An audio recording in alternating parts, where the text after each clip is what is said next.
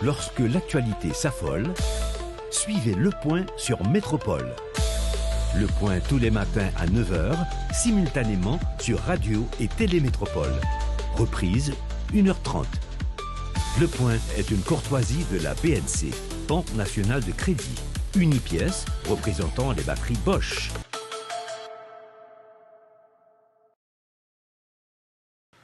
Madame, Monsieur, bonjour. Bienvenue à la rubrique Le Point de Radio et Télémétropole. Merci de votre fidélité, merci de l'intérêt.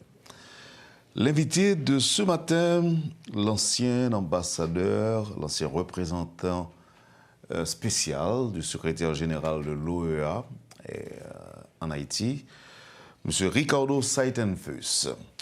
M. Saitenfus est en Haïti à l'occasion de la parution et la vente signature de son dernier livre, titré « Écrit à contre-courant au fil du temps, Haïti 2007-2025 ». Je n'ai pas encore lu, mais je sens déjà que c'est un bon livre. Monsieur Saitenfus, bonjour et bienvenue à Métropole. C'est avec un grand plaisir que je vous accueille sur le plateau ce matin. Merci beaucoup, Wendell Terdor. Merci à la Radio et TV Métropole. Bonjour aux téléspectateurs, téléspectatrices. C'est un plaisir renouvelé d'être en Haïti. Je ne pensais pas revenir de si tôt. Mais en fait, après un parcours du combattant pour arriver ici, parce que vous savez que nous, les étrangers, ne pouvons pas, qui n'ont pas de fonction en Haïti, nous ne pouvons pas venir en Haïti à part faire tout un parcours. Donc j'ai fait tous ces parcours. Ça m'a pris 2 ou 3 jours pour arriver, mais je suis là. Je suis là justement pour le lancement de ce livre, écrit à contre-courant, qui va être lancé samedi à la Pléiade, à la librairie La Pléiade à Pétionville. Et il y aura une vente signature de 11 h à 13 h. Et c'est un livre, téléspectateurs, téléspectatrices, une espèce de survol de ce dernier quart de siècle. Mais avant de parler du livre, avant de faire d'effectuer ce parcours de combattant, vous saviez venir de temps en temps en Haïti. C'était à quel rythme que vous veniez en Haïti? Écoutez, une fois l'an ou bien 2 fois l'an? Non, même pas. J'étais là en 2019 la dernière fois. 2019. Ensuite, on a eu beaucoup d'événements qui sont passés en Haïti. Et moi, je ne suis pas né de la dernière pluie, n'est-ce pas? Donc, je ne peux pas me permettre de voyager tout le temps. Et maintenant, ça faisait 6 ans, plus de 5 ans que je ne venais pas en Haïti. Et vous êtes en contact avec des Haïtiens qui sont au Brésil? Non, parce que je vis aujourd'hui à la retraite dans un petit village et là, il n'y a pas d'Haïtiens. Les Haïtiens sont surtout dans les villes moyennes et dans les grandes villes, dans les hôtels, dans les industries, dans le commerce, enfin, ils ne sont pas dans l'agriculture qui est la caractéristique économique de la région agricole où j'ai vu. Mais ils se débrouillent quand même. Ah oui. Quand je vais dans les grandes villes, je les rencontre, ils sont très débrouillards et très intégrés, vous voyez. OK. Alors, ce que je veux savoir, c'est qu'au cours des années 2011, c'est ça, si je ne m'abuse, 2012, 2013, ils étaient environ 50 000. Aujourd'hui, ils seraient combien? 90 000 environ. 90 000 Haïtiens au Brésil aujourd'hui. Au Brésil, oui.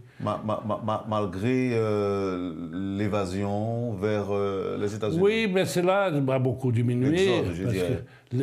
Donc, on a eu une politique d'accueil aux Haïtiens pour ne pas permettre qu'ils fassent ces parcours avec les coyotes, non, autour du Brésil, en Équateur, en Amazonie, par le Panama. Donc ça, c'est fini. Aujourd'hui, à cause de la politique également répressive de Trump, donc ça n'existe plus. Mais le Brésil a eu, à un moment donné, tout de suite après le tremblement de terre, une politique très ouverte d'accueil pour des raisons humanitaires, n'est-ce pas? Personne, aucun autre pays au monde avait eu cette attitude brésilienne qui ne faisait pas de distinction, par exemple, professionnelle, de formation professionnelle pour accueillir les candidats à l'immigration. Aujourd'hui, c'était déjà sous Lula, oui, c'est Lula, okay. c'est Lula, Dilma, oui, tout à fait. Tout de suite après le tremblement de terre. Ça a changé aujourd'hui, c'est pas tellement le cas, mais il y a encore la politique de regroupement familial, donc des parents, dans certaines conditions, peuvent obtenir le visa pour aller au Brésil. Alors, je n'ai pas l'habitude de procéder de cette manière, mais je peux annoncer aux auditeurs que je vais non seulement parler du livre, je parlerai aussi avec vous, j'aborderai les questions politiques, la crise politique actuelle, l'insécurité aussi en deuxième temps.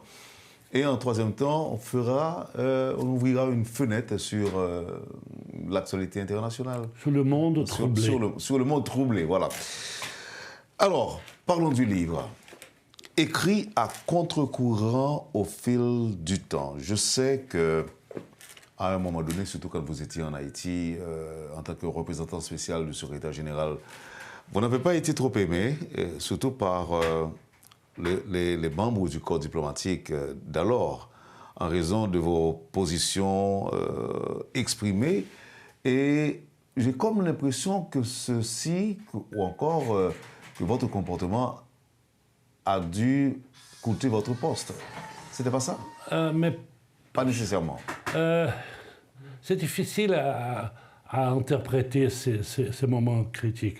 Je peux vous dire, sur le livre, et je reviens à votre question tout à l'heure, sur le livre, je peux vous dire que c'est un survol des grands sujets que j'ai traités sur Haïti, la question de l'aide au développement, le manque d'efficacité de cette aide, la question du choléra, les suites au tremblement de terre, mais également tous les épisodes qui s'en suivent, jusqu'à la qualification d'Haïti à la Coupe du Monde. Oui, j'ai le temps de voir ça. Oui, le dernier article, c'est sur cela, parce que... c'est un livre actualisé. Oui, parce qu'il y a des articles de l'année 2025. Mais j'attends, tout le matin, je fais un survol sur l'actualité internationale, parce que c'est mon rôle, c'est mon papier, c'est ma profession. Et je cherche d'abord qu'est-ce que se passe en Haïti. Et normalement, j'attends des bonnes nouvelles, elles n'arrivent jamais. Et tout d'un coup arrive la nouvelle qu'Haïti est qualifiée pour la Coupe du Monde, pour les finales. Ça, c'était une bonne nouvelle. C'était extraordinaire, surtout un pays dans des conditions d'Haïti où l'entraîneur de football n'a jamais mis les pieds en Haïti, où les joueurs ne se sont pas entraînés en Haïti, où tout le match à domicile a été joué à l'extérieur d'Haïti. Donc, vous voyez, c'est une saga. C'était une surprise pour vous? Ah oui, mais c'est une surprise pour les Haïtiens aussi. Oui, pour les Haïtiens, non. Je ne dirais pas... Non, il y a toujours de l'espoir. Oui, il y a toujours de l'espoir, et puis c'était surtout de la joie. La liesse, l'euphorie. Non, mais moi aussi. Ce jour-là. Mais moi aussi. Mais vous avez... Haïti a éliminé des gros calibres dans la région, comme le Costa Rica, Honduras. Ce sont des excellentes équipes de football. Bon, je ne vais pas vous demander de quel côté vous entendez vous situer dans une rencontre Haïti. Il y aura. Bien sûr. Ils sont dans le même groupe en plus. Je sais. Mais alors, ce que j'allais dire, c'est que je ne vais pas vous demander... Mais vous pouvez demander, parce que mon fils m'a demandé. De quel côté vous vous situez? Il m'a dit, papa, c'est sûr qu'on va... Être dans l'embarras? Non, on va mouiller le maillot pour Haïti. Il m'a dit... Votre fils vous a dit ça? Oui. Pourquoi? Parce qu'il est venu en Haïti. Il habite en Suisse. J'ai 2 garçons. Il a dit que pour la première fois, il va tourner le dos à son pays, à l'équipe de son pays? Non, il n'est pas allé plus loin. Il a dit, on va mouiller les maillots pour Haïti. Nous deux, il a dit. Il a dit ça? Oui, je dis d'accord. Mais non, est-ce que vous étiez sincère dans votre... Je suis sincère, je suis toujours pour les plus faibles. Ah! Vous êtes toujours du côté des plus faibles? Oui, toujours. J'essaie d'être un défenseur de ceux qui n'ont pas les moyens de se défendre. Et ça explique un peu mon parcours ici en Haïti. Très bien. On ne va pas consacrer toute l'émission à cette histoire, à la Coupe du Monde. On n'arrêtera pas. Mais il y aura des surprises apparemment. Il y aura beaucoup de surprises. En tout cas, il faut que les Haïtiens se rendent compte que le but a été atteint. Le but était atteint depuis je ne sais pas combien de décennies. 14. Voilà, on n'avait pas Haïti. Et peut-être Haïti va prendre la revanche contre le Brésil lorsque le Brésil l'a battu à 6-0 ici. Oui, je me rappelle. Et là encore, c'était celui-là. Oui. On était en 2005. Oui, 2005, tout de suite, voilà. oui. Maintenant, écrit à contre-courant, et au fil du temps, ça va être une aventure, puisque vous parlez, vous n'arrêtez pas de répéter qu'il s'agit d'un survol sur une période donnée. Une période très mouvementée, de 2007 à 2025. C'est un pays qui n'arrêtait pas de gérer des crises à n'en plus finir, la transition qui n'en finit pas, une crise pluridimensionnelle. Et là, M. Seitenfuss, la situation s'aggrave puisqu'on a de l'insécurité jamais expérimentée en Haïti. Et tout ça... Oui, je dois dire aux téléspectateurs, téléspectatrices, j'ai toujours mis, même sans fonction après 2011, j'ai toujours mis ma cueillère dans les affaires haïtiennes, comme professeur, comme enseignant, comme chercheur. Donc, j'ai publié des articles soit dans la presse haïtienne, soit dans la presse internationale, soit dans des revues scientifiques sur des sujets haïtiens. Ils sont là. Tous les articles sont là. Quelques-uns n'ont pas été publiés. Donc, j'étais, à l'époque, quand j'étais représentant, acteur, mais j'ai continué à m'intéresser et à faire des recherches et faire des publications. Pourquoi?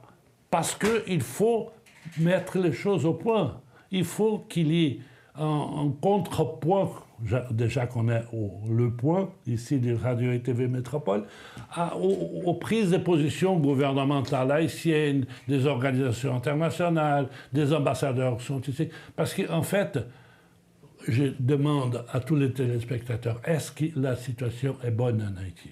Et on va me dire, jamais.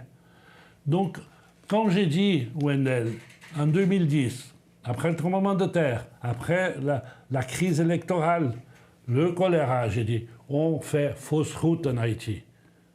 On fait fausse route, on se trompe en Haïti. Et j'ai dit, on va vers l'échec. Alors le jeune dit, mais tu es pessimiste. Bon, ça fait partie pour répondre à ta question, pourquoi je t'ai remercié ou demandé de partir. Mais après le 10e anniversaire du tremblement de terre en 2020, ou même en 2025, tout le monde est d'accord que j'avais raison, que la situation s'est empirée, c'est une situation intenable, non seulement du point de vue social, économique, humanitaire, mais également sécuritaire, n'est-ce pas? Tout se détériore, tout se dégrade. Tout. Donc, on ne peut pas dire « je suis content avec ce que j'ai fait en Haïti ». Au contraire. Les critiques doivent avoir des éloges. Donc moi, je dois être lu. Vous avez tiré la sonnette d'alarme, tout simplement. Et c'est pour cela que j'ai publié ceci. Ce n'est pas seulement un bilan d'une action, mais également des propositions, Wendell. C'est plein de suggestions, la charte démocratique. Et en introduisant ce livre, on dira quoi? C'est un livre d'histoire ou bien d'histoire actualisée? C'est joli de cette question. Je crois qu'on pourrait le dire, j'ai réfléchi sur ça, sur l'histoire vivante.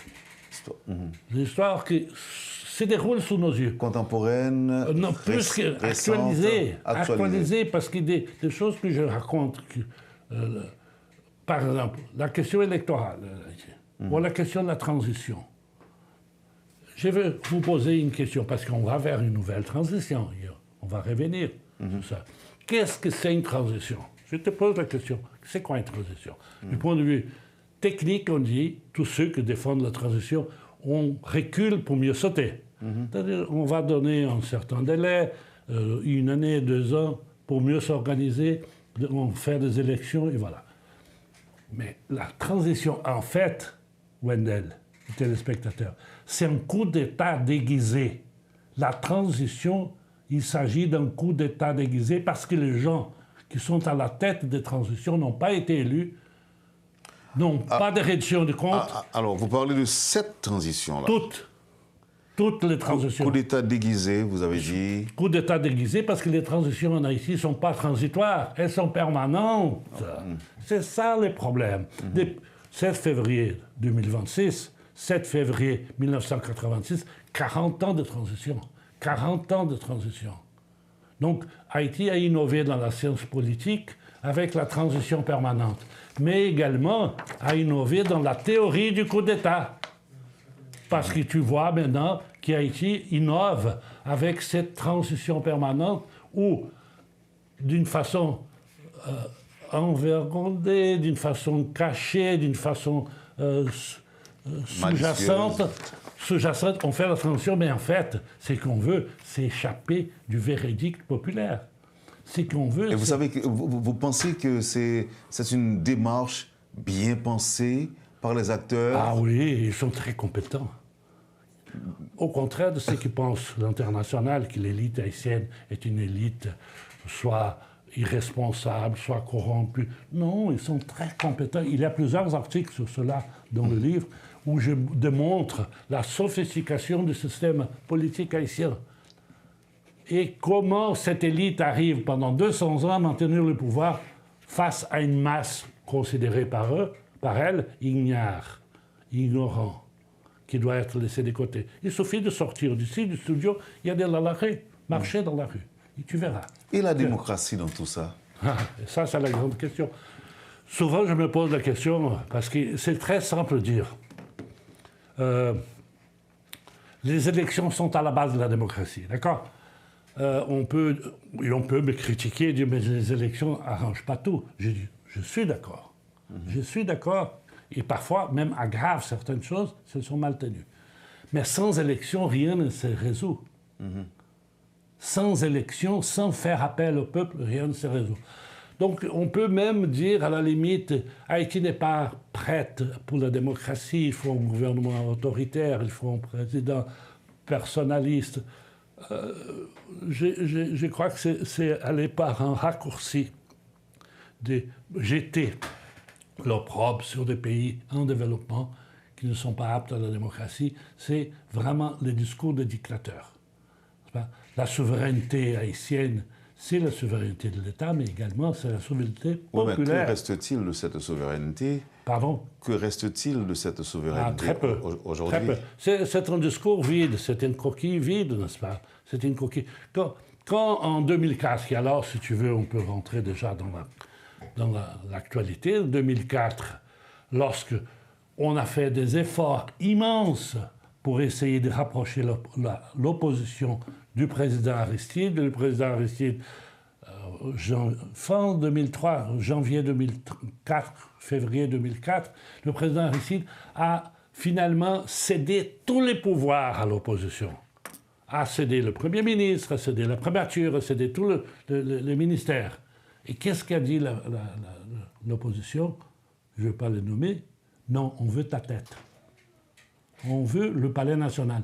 On veut que tu partes à l'exil. Donc, cette solution de crise forcée, où la force prend l'importance capitale et non le dialogue dans le politique, on la retrouve, et on peut revenir après, aujourd'hui, avec la tentative des coups du CPT.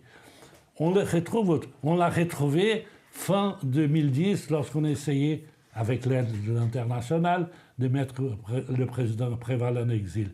Donc, ces modèles haïtiens de solution des crises par la force est un modèle qui doit être repensé, il doit être abandonné. Il faut que la politique joue son rôle en Haïti. Et ces explications-là, on les retrouve dans le livre. Ah oui, ça et beaucoup plus. Ça et beaucoup plus. Il y a des chapitres spécifiques où vous traitez des questions politiques, où vous traitez, je ne vais même pas dire de la crise, mais des crises gouvernementales. Il y a 72 articles, 72 chapitres. Donc il y a des sujets qui sont très larges. Et il y a également certains articles qui sont savoureux à lire, n'est-ce pas? Le peignoir de l'ambassadrice, il faut le lire. Non, je ne vais pas raconter la sémantique de l'exclusion. La sémantique de l'exclusion. Parce qu'il ne suffit pas d'exclure le peuple. Il faut le justifier à travers un vocabulaire sophistiqué, recherché. Par exemple? Il faut des élections inclusives. Ah, ok. Il faut des élections transparentes. Ça, c'est de la sémantique pour faire dodo Bien les sûr, enfants. c'est de la baliverne. Tout le monde va aux élections pour quoi faire? Pas pour être gentil, va pour gagner. Et en Haïti, il y a 266 partis politiques. Donc 265 vont rester sur le carreau. Ben, il n'y en a pas plus maintenant. Bon, alors que penses-tu que va se faire?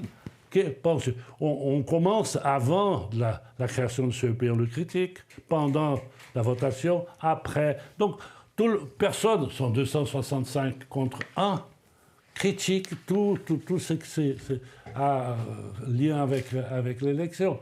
Donc, voilà. Mais on fait en sorte que cela ne paraît pas. Et par exemple, c'est une phrase magnifique. C'est une phrase magnifique que j'entends en Haïti. Les partis politiques doivent être confortables avec le CEP. Ah, qu'est-ce que ça veut dire? Doivent être confortables avec le CEP. Les partis politiques n'ont pas à être confortables avec le CEP. Ils doivent être confortables avec l'électeur. Qui doit être confortable avec le CEP? C'est l'institution, c'est la démocratie, c'est l'électeur qui doit avoir un CEP neutre, CEP compétent. Et qui a dit ça? Qui a dit que les partis politiques... Souvent. Ce sont les partis eux-mêmes qui tiennent... Oui, qui tiennent ces discours. Non, en disant qu'ils doivent être confortables avec le CEP, est-ce que c'est pas pour éviter que le CEP soit du côté d'un parti? D'un parti, non. Qu'il soit du côté de son parti. Alors, c'est ce qu'ils veulent dire, alors, Ouais, en disant ceci. C'est ça. Parce que tout le monde veut influencer la formation de CEP par le conseiller. Non, c'est pas des enfants de cœur, les partis politiques. Ils sont là dans une lutte terrible. Et c'est une bataille extraordinaire dans tout le pays, dans tout le temps. Les élections, c'est pas les jours de votation. On a vu le 28 novembre 2010. Donc, ce n'est pas. Je sais que c'est pas une partie de plaisir. C'est pour ça qu'il faut avoir un CEP au-dessus de la mêlée. Est-ce que c'est une réponse aussi au refus, je dirais, des autorités haïtiennes à moderniser la machine électorale, l'appareil électoral ou les processus électoraux? Est-ce que c'est possible, c'est possible. L'État dit qu'il n'a pas les moyens de le faire. Et lorsqu'il donne les machines, donne des appareils, donne les ordinateurs, donne les voitures, donne les motos, tu fais pour une élection, 2 mois, 3 mois après la votation, il n'y a plus rien. Il n'y a plus rien qui reste. Wendell, téléspectateurs, téléspectatrices, je vais vous dire une chose maintenant, je vais vous avouer une chose, que j'ai fait des études, j'ai fait des calculs et je suis arrivé à la conclusion suivante. La démocratie n'est pas bon marché, on sait. Avoir un système électoral, avoir ce qu'on appelle au Brésil une justice électorale, avoir des juges impartiaux, compétents, indépendants, avoir un système financier, technique, indépendant. Bien. Mais quand même, il ne faut pas exagérer, Wendell. J'ai fait les calculs combien coûte un vote valide en Haïti et combien coûte un vote valide au Brésil lors des élections de 2016 et les dernières brésiliennes. J'ai laissé de côté les votes nuls, l'abstention, uniquement les votes qui comptent, les votes valides, d'accord? J'ai pris le nombre de votes valides par rapport au budget qui a été dépensé pour avoir ce vote valide, parce que c'est lui qui va décider l'élection, au Brésil et en Haïti. Au Brésil, un vote valide coûte 2 $ américains. Un vote valide coûte 2 $ américains. Combien tu penses qu'il coûte en Haïti un vote valide? 120 $. 120 $. Un vote valide. Prouver, vérifier... Tout. Je prends le budget et je crois que ça va coûter plus cher pour les prochaines élections, étant donné la participation qui ne va pas être très élevée. N'est-ce pas? Mais qu'est-ce qui s'est passé? Pourquoi tout cet argent? Parce que le système est très mal pensé. Le système n'est pas fiable, il coûte très cher. On pourrait dire, mais les élections, c'est l'occasion pour faire une redistribution de revenus, n'est-ce pas, de l'argent. Mais quand même, c'est faire bon marché de la démocratie.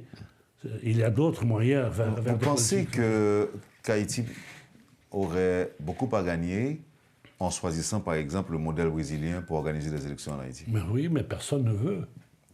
Parce que le système brésilien ne truque pas. Et tout le monde veut truquer en Haïti. Ceux qui ne gagnent pas, les 265 partis politiques sont restés sur le carreau, ne veulent pas. Mais également des étrangers, parce que les étrangers ont truqué les votations de 2010-2011. À ce niveau-là, est-ce que ce n'est pas la responsabilité du Conseil électoral provisoire de choisir un modèle qui garantirait, je dirais, la fiabilité Sans doute, parce que des résultats? En plus de cette question que je mentionnais, le coût, la fiabilité, le peu de fiabilité du système, il y a un autre problème, c'est la désaffectation de l'électeur vis-à-vis du système démocratique. Tu peux voir depuis 2006 comme baisse la participation, n'est-ce pas? Je crois qu'aux dernières élections, lorsque le président Jovenel Moïse était élu, je crois qu'il a été élu par 400 000 voix, 500 000, sur un univers possible de 6 millions d'électeurs. Vous voyez, c'est presque rien. Donc, il faudrait faire en sorte, non seulement que la démocratie, les élections produisent des bons candidats et des bons élus, donc qu'elles deviennent un instrument valable pour résoudre les problèmes du pays, mais également qu'elle soit représentative et qu'il y ait le plus possible de gens, puisque le vote en Haïti n'est pas obligatoire, aillent voter. Mais pour qu'ils aillent voter, il faut qu'ils aient confiance dans le système et qu'ils ne retrouvent pas leur bulletin de vote dans une décharge publique, dans un cours d'eau, en train de brûler avec des pneus dans un coin de rue, vous voyez. C'est que ce n'est pas souvent en Haïti. Et je retiens que les Haïtiens refusent le vote électronique, refusent un processus... Les Haïtiens, non. Les électeurs, non. Ce sont les gens qui commandent le système. Donc là, vous parlez du gouvernement et du CEP. Le CEP, les partis politiques. Oui, mais il y a une bonne partie du processus qui est financée par la communauté internationale. Mais la communauté internationale ne veut pas non plus. Pourquoi? Je ne sais pas. Depuis, quand j'étais en Haïti, 2008, 2009, 2010, 2011, jusqu'à fin, j'ai essayé de commencer à faire en sorte qu'on étudie, qu'on fasse des essais, qu'on fasse des expériences avec les votes électroniques. Je n'ai jamais réussi. Tout le monde était sourd à mes appels, parce que le vote électronique, une fois que l'électeur pose le doigt sur un numéro, apparaît la photo du candidat, c'est fini. Plus personne ne peut toucher. Et on veut toucher au vote de l'électeur. Oui. Donc on ne peut pas truquer. On veut truquer comme on a toujours fait. Donc ceci, Wendell, téléspectateur, fait en sorte que l'électeur dit, mec, je fais tout ce sacrifice, je mets ces habits, ces beaux habits de dimanche pour aller voter, j'ai fait l'accueil, et j'arrive à la maison, et je vois que mon vote est dans une décharge publique en train de brûler, qu'est-ce que c'est ça? Comme ça arrive souvent, n'est-ce pas? Ou elle n'est pas comptée. Donc là, Wendell, le vote électronique éliminerait cela. Mais je crois qu'il y a beaucoup d'acteurs en Haïti et à l'étranger qui veulent garder une marge de manœuvre pour truquer, pour tricher. Comme on a toujours fait. Quand on a 2010-2011, on n'a pas reconnu les résultats du CEP, n'est-ce pas, pour le premier tour, et on a vu ce qui s'est passé. J'utilise une image, c'est l'œuf du serpent là, de la crise actuelle. C'est lorsqu'on change le résultat. Et qui change le résultat? C'est une mission qui était d'observation et qui devient de décompte de voix, CARICOM OEA. Donc, ce n'est pas jeter la faute aux autorités haïtiennes, mais également l'international, à un moment donné, par décision propre, pour des intérêts de certains membres, a décidé de changer les résultats. Voilà. On est là. Et ça, il ne faut pas se leurrer. Ça, je rappelle à tous dans mes livres. Et pour ça qu'ils ne sont pas très contents, n'est-ce pas? Parce que j'ai... Ils ne sont pas contents du tout, mais ils ne sont pas très contents.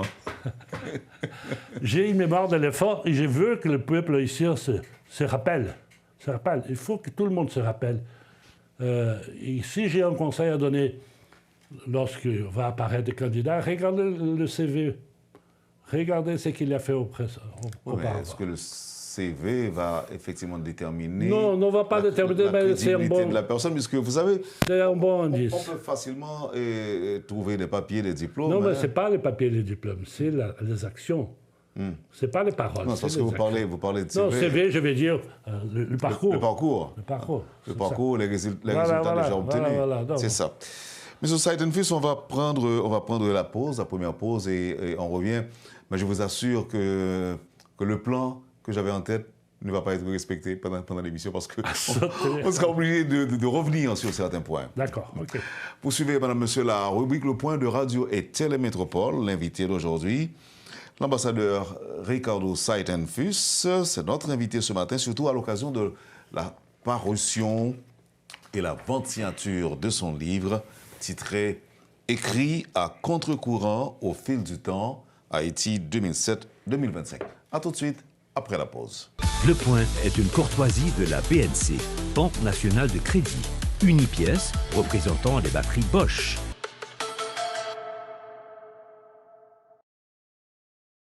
Bienvenue à la deuxième partie de la rubrique Le Point de ce vendredi 30 janvier avec le professeur Ricardo Saitenfus. Écrit à contre-courant au fil du temps, 2007-2025. Parlons de 2010, de 2010 à nos jours, les différents soubresauts. Oui, je crois, Wendell, merci pour la question, je crois qu'on pourrait faire un parallèle entre 2004, 2010 et aujourd'hui. Autour d'une question qui pour moi est essentielle, c'est le modèle haïtien de solution du conflit. Pour résoudre, comment les Haïtiens arrivent, je parle des politiciens, n'est-ce pas, font pour résoudre lorsqu'il y a des conflits politiques sérieux. On a vu en 2004 que, et j'ai mentionné, c'était la solution de force. C'est-à-dire le président s'en va, on l'éjecte, et l'opposition attendait, espérait prendre la place du président. Le groupe 184, l'OPL, Gérard Pierre-Charles, c'était organisé pour cela. Or, la grande surprise pour l'opposition, c'est qu'il voit arriver le Malines. Ce n'est pas ni le 184, ni Guy Philippe, ni Gérard Pierre-Charles. Ce sont les étrangers qui viennent. C'est-à-dire la tortue. Oui, le gouvernement transitoire de 2 ans, encore en transitoire. Mais je vais dire, ce sont les étrangers, c'est la Ministac centrale, de 2004 à 2017. Donc, on se trompe en Haïti souvent lorsqu'on utilise la force pour résoudre les conflits. La même chose, Wendell, téléspectateur, en 2010, le 28 novembre 2010, lorsqu'il y a des manifestations, le jour de la votation présidentielle du premier tour, les rues sont prises ici à Port-au-Prince, et il y a une réunion carimée par des candidats qui dénoncent soi-disant fraude, et on dit au président Préval, il y a un avion à votre disposition, on va vous évacuer à l'étranger. Et la fameuse répartie aux réponses du président Préval. Là, vous faites allusion à Edmond Muller. Oui, mais il était envoyé par d'autres, n'est-ce pas? Il était le porte-parole d'autres. Des Américains, vous voulez dire? Oui. Le corps groupe presque entier, au moins, s'est tu, d'une façon envergondée, je dirais. Bon, je raconte tout ça dans les livres. Le corps groupe était déjà constitué, non? Officiellement? Oui, bien sûr. Il était la réunion des corps groupes élargis. Il y avait le Fonds monétaire international, la Banque interaméricaine, il y avait du tout, là. Vous étiez aussi invité à cette réunion? Je n'étais pas invité, mais j'étais là. J'étais là. Oui. Ah, OK. J'étais là, j'étais à la réunion et je me suis opposé au putsch contre le président Préval. Et là, c'est ce moment-là que j'ai été marqué, que je devrais quitter Haïti. Voilà. C'est tout simple. Ce n'est pas à cause de ces fameux interviews. Racontez-nous. L'ambiance était tendue à ce moment-là? Oui, toute la journée, il y avait des manifestations depuis le début. Je raconte également dans le livre, dans ce livre, dans le livre sur l'échec. Mais c'est une histoire extraordinaire, comme tout était arrangé d'avance par un certain nombre de pays que je nomme dans les articles et dans le livre. Et voilà, on voulait plus de Préval ni de son dauphin. On ne voulait plus. Donc on a d'abord essayé de faire en sorte que le président Préval, je rappelle, élu au premier tour en 2006, soit sorti du palais, enfin des ruines du palais, et soit mis dans un avion à l'étranger. Il y a la réponse du président Préval lorsque Edmond Mullet le téléphone. Il dit, vous venez me chercher ici, parce que je ne pars pas tout seul, on va voir que c'est un kidnapping du Préval. Il faut rappeler, dit-il, je ne suis pas Aristide, je suis Allende. Pour ceux qui connaissent. C'est-à-dire qu'il était prêt à mourir, comme le président Salvador Allende. Enfin, mais racontant cela, Edmond Mullet m'a dit, Ricardo, en espagnol, on est très mal barré. Et moi, j'ai tombé des nues avec toutes ces histoires. J'ai dit, mais on est en train de voter, on est en train de... Mais les choses se passent bien. Enfin, je raconte ça en menu détail pour vous dire que voilà encore une solution de force a été adoptée, mais pas par les Haïtiens, par l'étranger. Donc nous, on vient ici pour dire aux Haïtiens, écoutez, il faut trouver d'autres moyens pour résoudre le conflit politique, des moyens politiques. Et finalement, on adopte votre moyen de solution, qui c'est la force. Ça, c'est l'exemple. Pour revenir à aujourd'hui. Alors, vous parlez de notre modèle de résolution de conflits en Haïti. Est-ce que vous dénoncez ici un réflexe haïtien de coup d'État? Oui, parce que quand on s'oppose, il y a la situation et l'opposition, n'est-ce pas? L'opposition existe pour s'opposer, c'est normal. Existe pour s'opposer et peut-être pour prétendre le pouvoir un jour. Alors, on s'oppose. En démocratie, on va vers les élections, on propose d'autres programmes et on essaye de gagner les élections. Mais en Haïti, on essaye de faire tomber la situation. On essaye de faire tomber. Lorsque le président Aristide donne toutes les garanties possibles à l'opposition pour exercer le véritable pouvoir, c'est la primature, c'est le Premier ministre, c'est tout l'opposition dit non, ce qu'on veut, c'est ta tête. Vous craignez pas. Donc juste pour finir, donc il pensait à ce moment-là qu'il aurait un vide, et nous, opposition, on va l'occuper. Et qui a occupé, c'est l'étranger à travers les militaires. Vous ne craignez pas qu'on dise de vous que vous êtes Lavalas, par exemple? Lavalas? Non, je ne suis pas Lavalas, je suis brésilien haïtien. Haïtien-brésilien.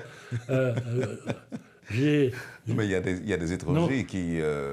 Non, mais si vous lisez mes livres, vous verrez, quand je parle du président Aristide, je les compare avec le président Préval, ils étaient alliés à un moment donné.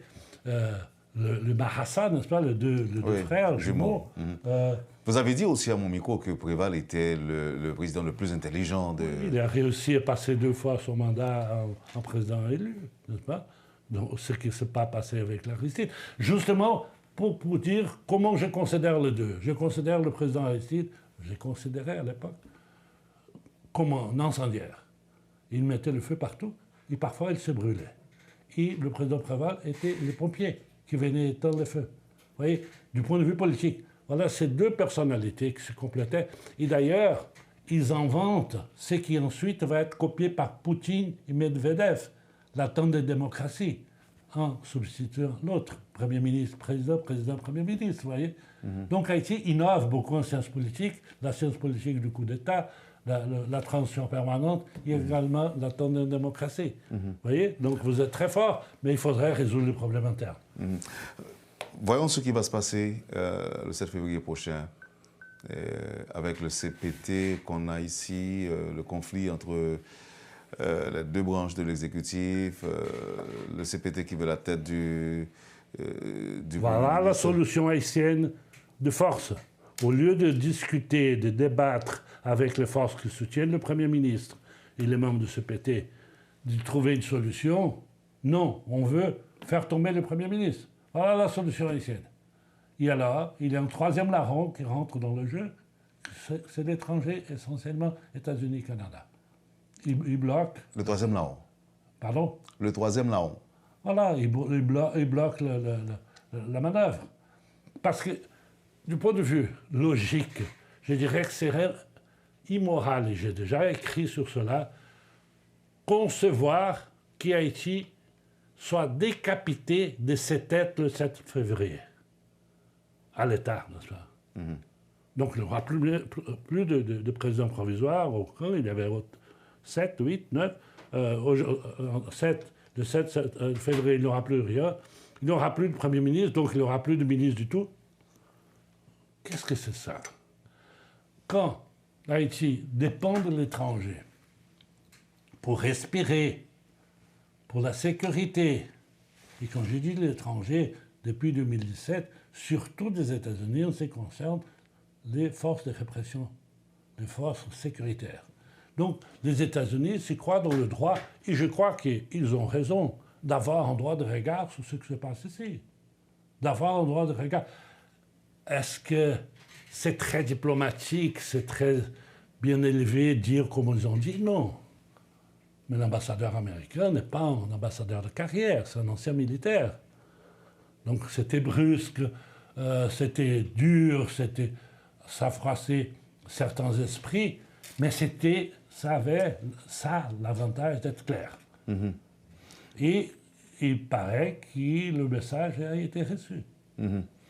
Donc, à votre avis, le mieux pour les Haïtiens serait de trouver, entre eux, de se trouver une solution à cette grave crise qui s'annonce, parce que là, on va encore partir pour une nouvelle transition, si je ne me trompe pas. Alors, ça, c'est les deux.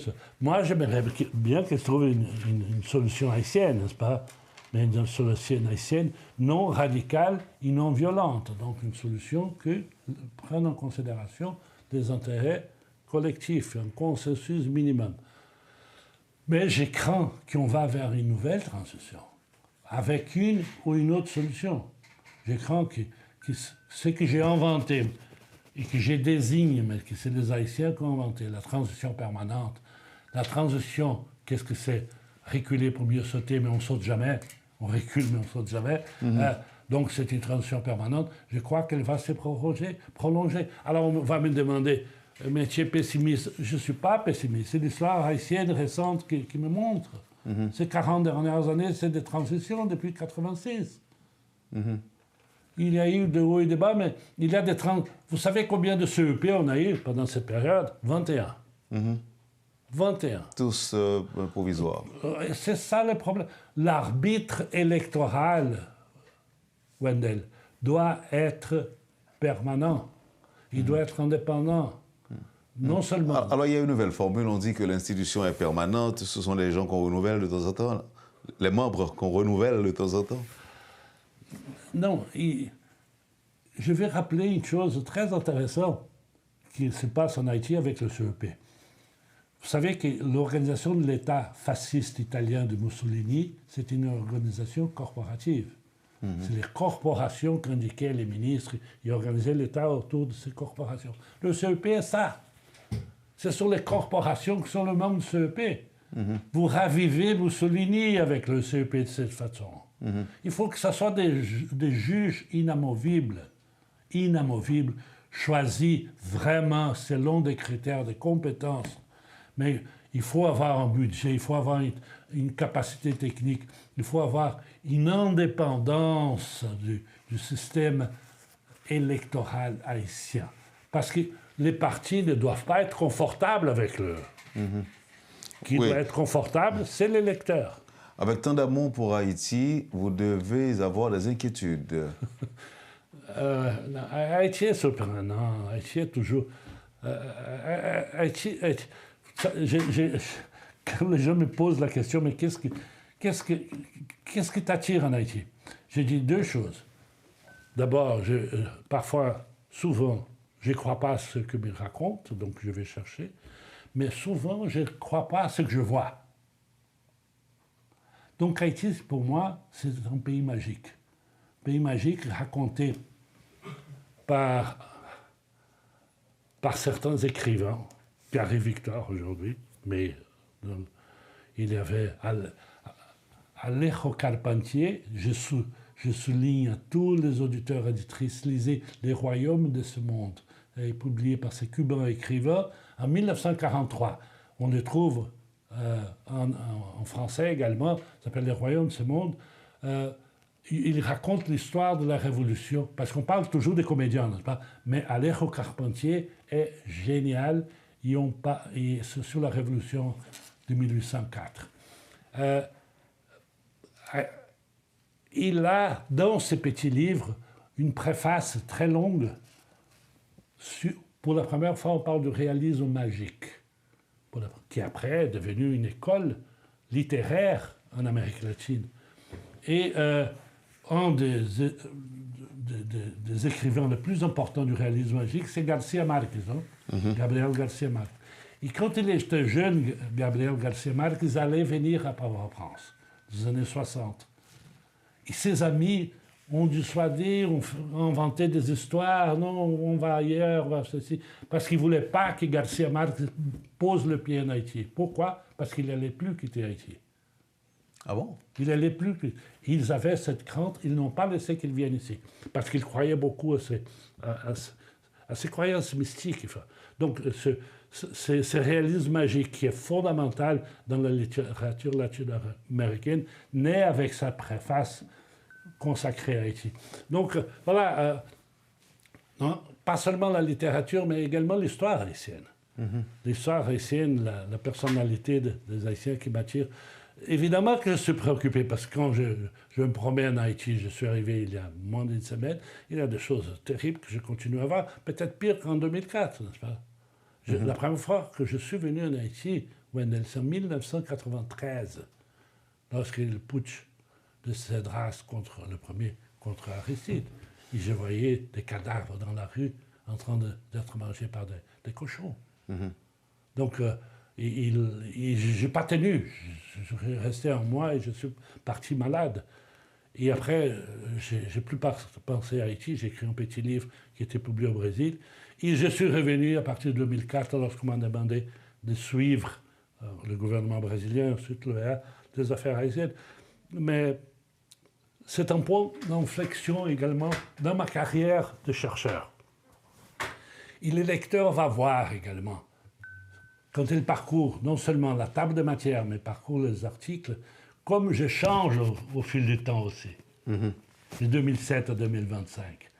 Ce n'est pas seulement l'objet de mes observations, mais moi, comme sujet qui observe, je change.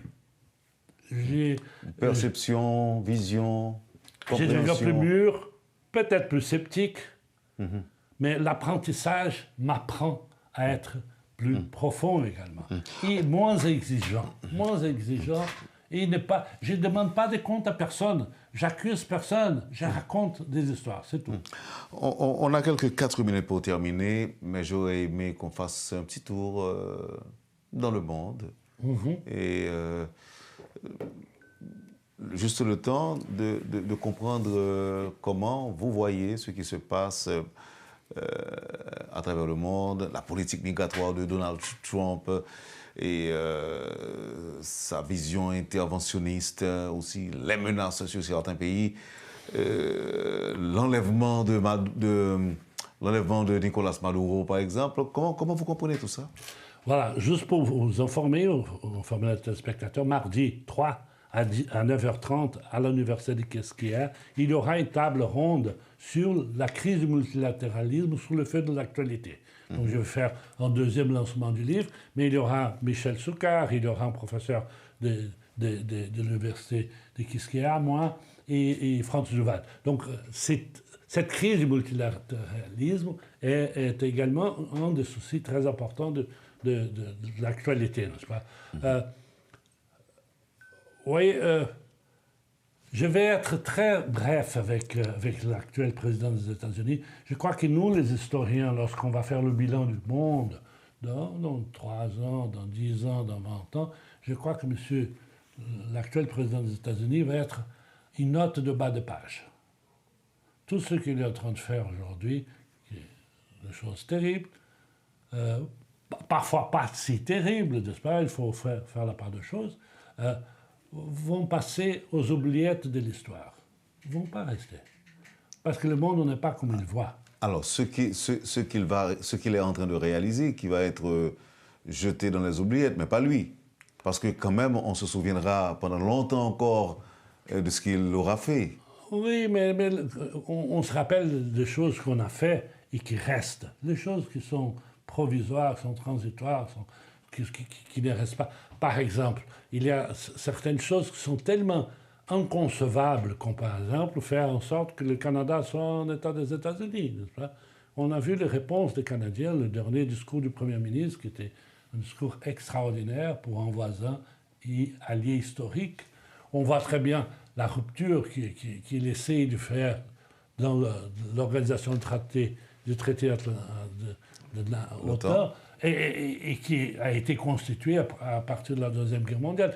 Donc c'est un des piliers du système de sécurité mondiale, l'OTAN. On voit très bien avec le Groenland, parce qu'un petit pays, il pense qu'il y a des pingouins, il est apparu avec... Mais il n'y a pas de pingouins au Groenland. Il n'a pas de pingouins. Il a reçu l'autre jour l'ambassadeur du Libéria, et après il a fait un commentaire, mais dis donc, cet ambassadeur parle bien anglais. Il ne sait même pas que le Libéria a été créé pour accueillir des anciens esclaves américains. Vous voyez, donc c'est l'ignorance à l'état pur. Mais pas seulement lui, au Brésil on a eu également. Cela va se passer. On va oublier tout ça. Je ne sais pas si on va oublier, mais ça ne va pas laisser des racines. Ça ne va pas laisser des racines. Mais par contre, on se souviendra, et pendant longtemps encore, de ce qu'il a fait au Venezuela. Au Venezuela, oui. Mais alors, téléspectateurs et Wendell, il faut faire attention, parce que Maduro et sa femme Cilia, ce n'est pas n'importe qui. Ce n'est pas seulement un dictateur. C'est quelqu'un qui s'est posé comme une espèce de mauvais élève de dictateur. J'ai dit, c'est un point en dehors de la courbe historique des dictateurs. Pourquoi j'ai dit ça? Parce qu'en 2015, ici à Port-au-Prince, des neveux de Cilia Flores, donc de sa femme, négociaient 800 kilos de cocaïne pour aller aux États-Unis. Vous savez ça? Ça a été mis dans la presse internationale. Donc il y avait le trafic, supposément, de drogue à l'intérieur de la famille. La deuxième chose qui pour moi est très importante, il a essayé d'annexer 2/3 du territoire de la Guyane. 2/3 du territoire de la Guyane, ne respectant pas les traités frontaliers historiques qui ont en Amérique du Sud. Fameux Essequibo. Et ça, c'est inacceptable. Donc, je rapproche cette situation à celle des Galtieri. C'est le général argentin qui a voulu reconquérir les Malouines et qui pensait que les panaméricanistes, la solidarité panaméricaine des États-Unis allait être avec eux. Non, ils ont été avec Mme Thatcher. Donc, ces deux dictateurs qui ont fait un mauvais calcul. Et c'est pour cela, Wendell, que des 33 pays du GRULAC, du groupe latino-américain, il n'y a que 5 qui ont protesté. Il y a 5 qui ont critiqué l'action des États-Unis. Les autres ont lavé les mains. Ils ont laissé tel quel. Donc, silence radio. Silence radio, je ne dirais pas qu'ils applaudissaient l'action des États-Unis. Mais ils ont peur. Ils donnent l'impression d'avoir peur. Donne l'impression, non, tu peux avoir la certitude. Mais du point de vue historique, c'est la première fois que les États-Unis font une incursion en Amérique du Sud. Vous ne craignez pas une troisième guerre mondiale? Non. Non, parce que ça serait la dernière. Ça ne va pas se passer? Non, ça serait la dernière. Même avec les fous furieux que tu nommes tout à l'heure, non. Et pour cela qu'on peut critiquer les multilatéralismes, on doit critiquer, mais il y a un point essentiel. Le système du Conseil de sécurité, il y a un article dans le livre sur comprendre les droits de veto. Le système du Conseil de sécurité, avec les droits de veto pour des 5 membres qui ont les armes nucléaires, qui empêchent qu'ils s'utilisent du système onusien pour attaquer un à l'autre, a empêché une confrontation directe entre eux. Il a empêché une guerre nucléaire. Il a empêché que la fin de l'humanité arrive. Oui, mais vous avez entendu les menaces sur l'Iran et Téhéran qui promettent de réagir. Mais Poutine a menacé également l'Ukraine d'utiliser d'armes nucléaires tactiques. Les paroles, les menaces, qu'est-ce qu'ils vont dire? Évidemment que l'Iran est bien armé, mais on voit très bien les incursions que les forces armées israéliennes ont fait, aériennes, à Téhéran, contre les usines de recherche nucléaire et d'autres. Et voilà. Non, ça fait partie d'une rhétorique. Ils ne peuvent pas dire non, venez nous attaquer, on ne va rien faire. Ils ne peuvent pas dire ça, n'est-ce pas? Donc, ils réagissent en disant ne venez pas nous attaquer. Voilà, mais on pourrait dire, comme disait Raymond Aron, un philosophe français, très intelligent et qui a beaucoup marqué dans un livre qui s'appelle Guerre et paix, étant donné cette situation de l'existence de l'arme nucléaire et l'opposition qu'il y avait entre l'Est et l'Ouest, il disait paix impossible. Possible entre deux systèmes, mais guerre improbable, parce que ça serait la dernière. Le livre, écrit à contre-courant au fil du temps, Haïti 2007-2025, 20 signatures demain, samedi? Samedi, édité par C3 Éditions. Juste pour te dire, il y a beaucoup d'autres livres que j'ai publiés en Haïti. Il y a sur le choléra, il y a sur l'échec de l'aide internationale, il y a un livre très important pour les étudiants, les relations internationales, une vision du Sud, une perspective théorique du Sud, parce que toutes les théories sur la vision du monde qui existe viennent du Nord. Donc, c'est du Sud.